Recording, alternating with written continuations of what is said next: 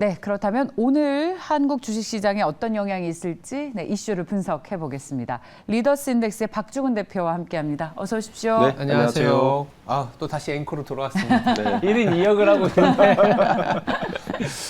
얘기하다 보니까 또 궁금한 점도 생겼어요. 예. 제가 아까 재고 얘기 했는데 근데 또 데이터는 또 이제 저의 전망과는 다르게 또 심각하게 많은 재고가 쌓여 있는 것도 맞기 때문에 대표님 나오신 김에 한 번 더 제가 첫 번째 질문은 이 기사에도 나왔지만 국내 대기업의 재고 자산이 좀 계속 빠르게 늘어난다. 네. 재고 자산이라는 게 사실 좋게 보면 팔기 위해 쟁여놓은 거고 나쁘게 보면 팔기 위해 쟁여놨는데 안 팔린 걸 수도 있기 때문에 비용으로도 인식하기도 하고 성장으로도 인식하긴 하는데 재고 자산이 작년 말보다 36%나 증가했다고 합니다. 일단 이 의미부터 한번 살펴볼 필요가 있을 것 같아요. 네, 저희가 분석했습니다. 네. 저희가 매주 발표하는 자료 중에 리더스 어제 발표한 인덱스에서. 자료인데, 네, 맞아요. 자료인데, 제 연구원들하고 제가 분석했고, 500대 기업 중에서 재고 자산을 공시한 기업들 중에 어떤 재고만 했냐면은 재고가 보통 상품, 제품, 원재료 재고까지 있는데 원재료 재고는 뺐습니다 일단.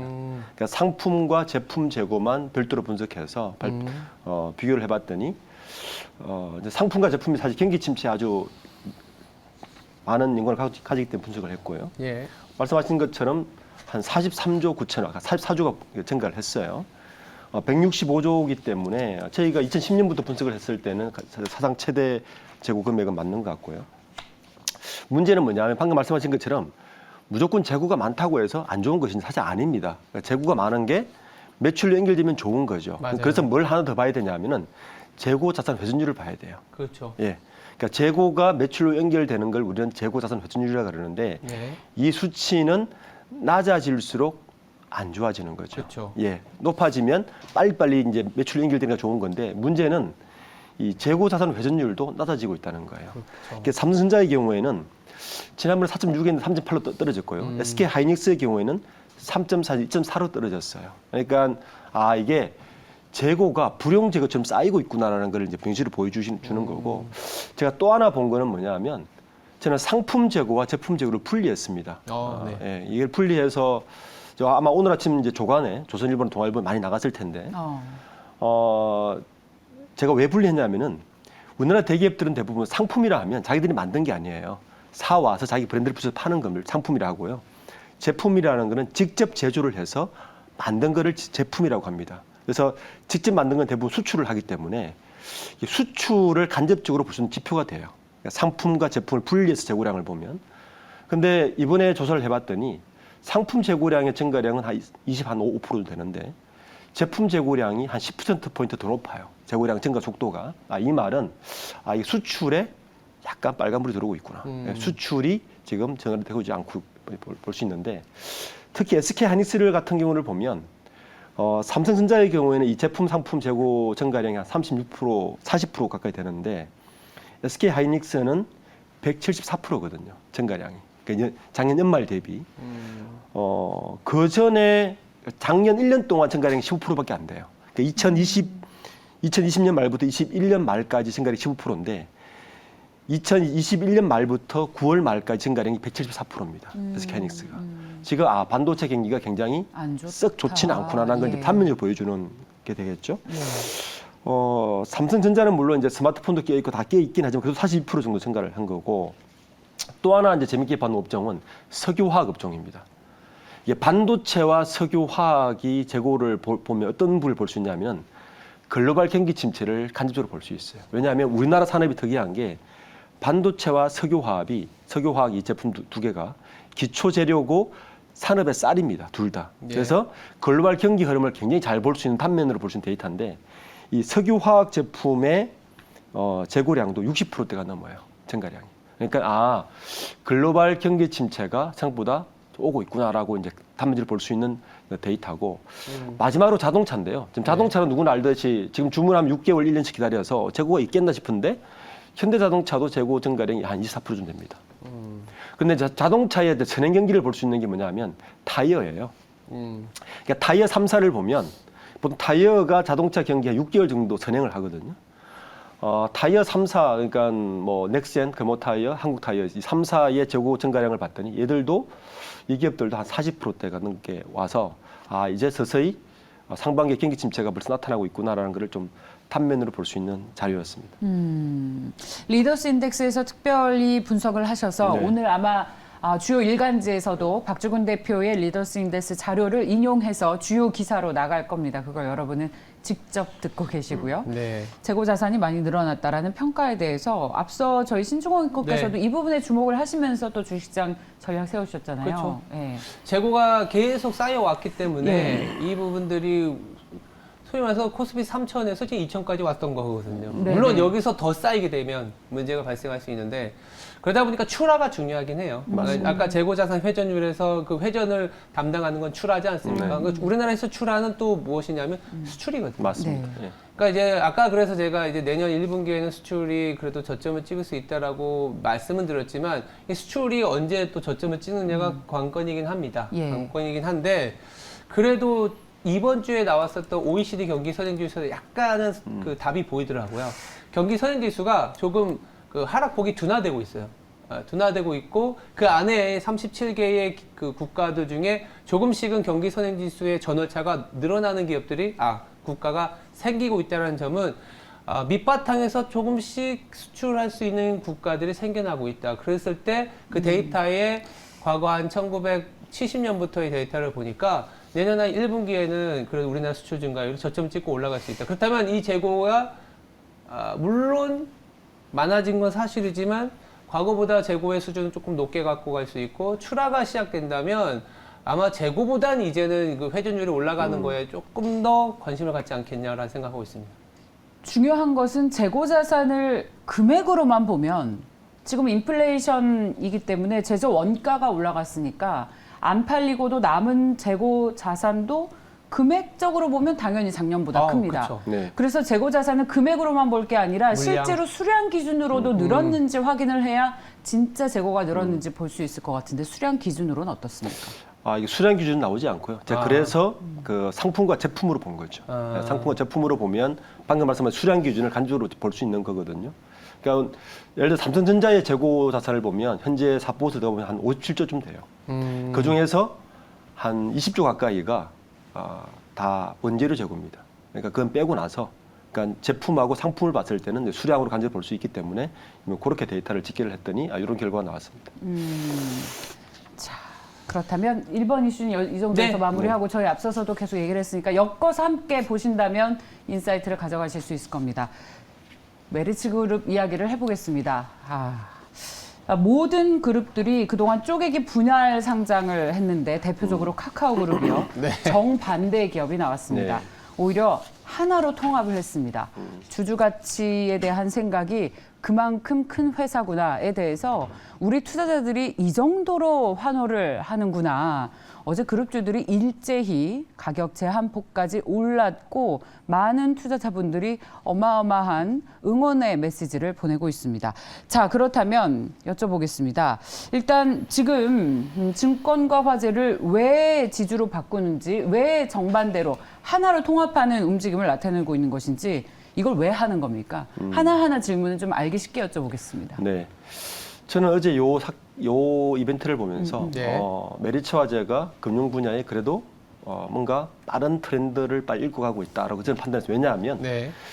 이제 많은 헤드라인이 뭐 지배구조 개편, 주주가치 제고로 읽었지만 제가 볼 때는 자본 효율화입니다. 자본 효율화. 네, 왜냐하면 잘 보시면 메리츠 지주가 있고 금지주가 있고 정권과 화재가 따로 있으면 화재에서 돈을 많이 벌거나 정권에서 돈을 많이 벌었을 때 그 돈을 지주로 갈 수 있는 방법은 배당밖에 없습니다.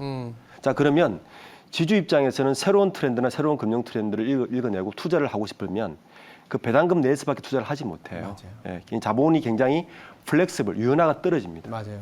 반면에 지금 같은 금융 혁신이 일어나고 금융계가 굉장히 빠르게 움직이는 이런 때에서는 지금처럼 지주회사를 자회사를 편입시켜버리면 거기에 남는 자본들, 잉여 자본들을 굉장히 빠르게 투자를 할 수 있는 여력이 생기는 거죠. 저는 이번 메리츠 화재와 메리츠 증권의 자회사 편입은 이런 맥락에서 읽어내야 된다. 그러니까 아마 저는 다른 금융사들도 비슷한 맥락으로 그냥 흘러갈 것 같은데 신한금융이 신한 지주만 갖고 신한은행 상장하지 않지 않습니까? 그러니까 이런 자본 효율 때문에 그렇거든요.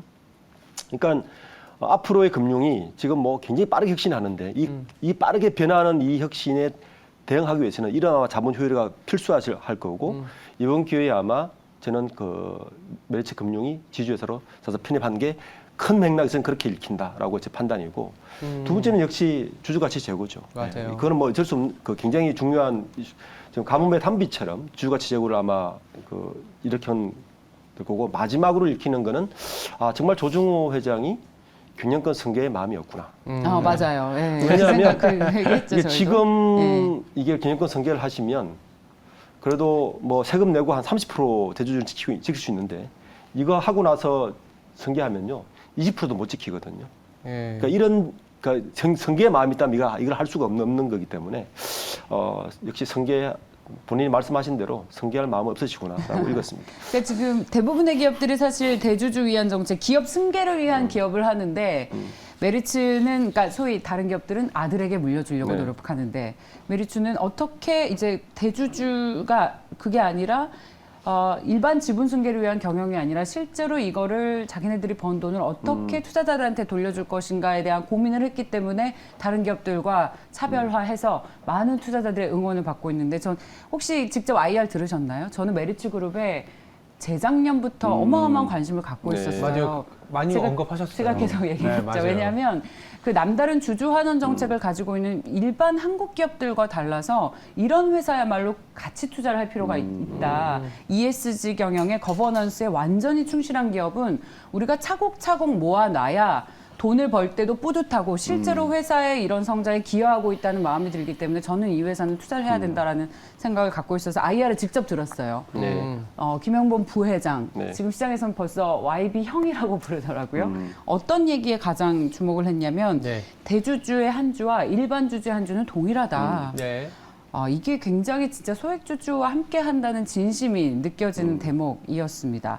그러니까 대주주 지분에 대한 승계는 없다고 밝히는 거. 그래서 이걸 보고 벅셔 회사 회의다, 애플이다, 뭐 이런 얘기들을 하고 있는 것 같은데 그렇다면 지금 벌어들이는 돈의 절반은 주주들에게 나눠준다고 하는데 어느 정도로 이익을 우리가 나눠 갖게 되는 것인지 이 기존의 메리츠 화재와 메리츠 증권 그리고 지주를 갖고 계시는 투자자분들은 이게 어떻게 묶여서 내가 어떻게 가지게 되는지 주식을 몇 주나. 우선 그 메리츠 교환 비율이 화재 같은 경우는 1대 1.27이지 않습니까? 그러니까 한 주를 주면 뭐 좀 한 줄 더 받는 거고 정권은 1대 0.16이니까 적게 받는 건데 어쨌든 그런 식으로 그 주식을 받아서 이제 환은 50%고 하는데 단기 순이익의 환원의 50%를 다 하겠다 그러는데 여기는 약간 이제 의견이 있는 것 같습니다. 50%를 다 배당을 하지는 않을 것 같고. 예. 왜냐하면 50% 중에 일부는 자사주를 매입해서 주주 가치를 제고한다 그랬고 얼마에 배당할지는 사실은 좀 지켜봐야 되는 문제긴 한데 어쨌든 단기 순이익의 50%를 환원한다는 것은 굉장히 파격적인 거고 주주들이 환호할 수밖에 없는 건 분명한 것 같습니다. 그리고 아까 말씀하신 것처럼 일반 주주의 한 주와 대주주의 한 주는 사실 실제 같은 한 주죠. 그런데도 불구하고 사실 이렇게 하는 메리츠 화재 조정호 회장은 매년 배당금을 가장 많이 가져가는 중 5주 중 한 명입니다. 예. 그러니까 어떻게 보면 일반 주주들의 혜택을 많이 주는 기업이 어떻게 보면 오너들도 많이 가져갈 수 있는 구조다.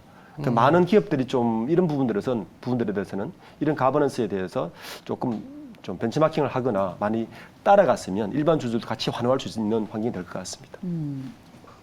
그러니까 증권은 0.16주를 준다고 했으니까 만약에 증권 100주를 들고 있으면 이제 증권이랑 화재는 주식이 상상 폐지가 되고 예, 금융 맞아요. 지주만 네. 있는 거잖아요. 그러니까 지주의 주식으로 받으니까 만약에 주식 증권 같은 경우에 메리츠 증권 100주 가지고 계시는 분들은 지주 16주를 받고 네.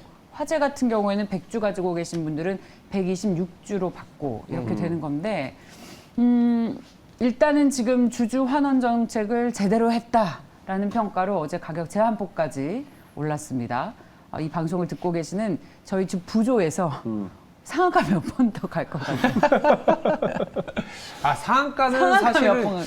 사실은 잘 모르죠. 근데 이제 명확한 기준을 세워준 건 맞는 것 같아요. 예, 예. 그러니까 저는 메리츠 금융지주는 갖고 있는 사업 포트폴리오로 본다면 증권사와 화재 뭐 여러 가지가 있지만 그 둘 다 약간 바닥을 지나가고 있다라고 생각하기 때문에 상한가가 같다라는 부분들은 단기적으로 소위 말해서 상따하기에는 좀 쉽지는 않겠죠. 왜냐하면 그 비율이라는 게 있으니까 아까 말씀하신 것처럼 주식 매수 청구권 가격도 정해져 있고 근데 이제 정확하게 세 개의 기준을 아까 대표님이 말씀해 주신 게 자본 효율화, 주주가치 제고, 경영권과 관련된 승계 구도의 어떤 투명함. 근데 지금까지는 경영권 승계 구도에서의 소액 주주에 대한 디스카운트 그리고 이제 주주 가치는 우리나라가 배당 성량이 전 세계에서 제일 꼴찌입니다. 낮죠. 이머징도 40%거든요, 평균이. 네. 우리나라 20%밖에 안 되기 때문에 어떻게 보면 메리츠 금융지주는 이머징 평균만큼 얘기를 하는 건데도 지금 우리나라에서 이렇게 환호를 하는 거거든요. 거기다가 그냥 적당히 스토리로만 시장에서 IPO나 분할 상장으로 기업들이 돈을 딱 끌어간 게 아니라 우리가 갖고 있는 자본 갖고 성장이나 배당을 할 테니까 지켜봐 주십시오라는 거거든요. 맞아요. 그래서 그렇죠. 이 기준을 오늘은 명확하게 생각하셔서 맞습니다. 이런 식 약간 ESG가 이 부분이거든요. 그럼요. 그렇다면 이런 기업들은 계속적으로 시장에서는 이익을 낸다면 지금 상한가를 가더라도 나중에 물리더라도 계속 가져갈 수 있는 힘을 갖고 가는 기업이라고 할 수 있는 거죠. 그러니까 지금 지주나 화재를 사신 분들은 내년에는 이게 이제 하나로 통합되는 네. 그 어떤 것을 누릴 수 있으신 건데 관심 갖고 계신 분들은 지금 이 기회를 노리고 들어가시는 것이 좋겠냐 아니면 내년에 새롭게 회사가 하나의 회사로 편입해서 하나의 회사로 새롭게 주시장에 상장을 하게 되면 그때 이제 관심을 가지시는 게 좋겠느냐 아니면 네. 오히려 메리츠 금융 지주로 인해서 사이드로 관심을 받을 수 있는 기업들이 있겠죠. 배당 가격. 성향이 높은 기업들.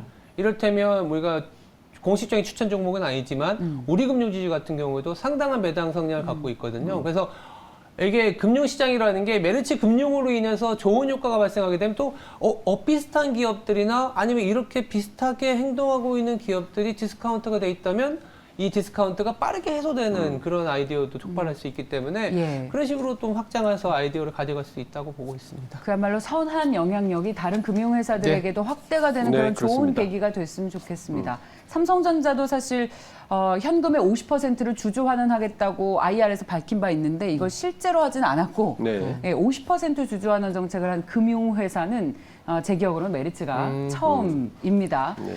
자, 이런 회사야말로 가치 투자를 해서 기존에 가지고 계시던 주주들이나 혹은 관계자들, 많은 우리 투자자분들이 이제는 정말 이것을 마음껏 누릴 수 있었으면 좋겠습니다. 네. 메리츠 금융그룹의 주주 환원 정책 결정을 응원하고 지지합니다. 자, 다음 이슈로 넘어가 볼까요?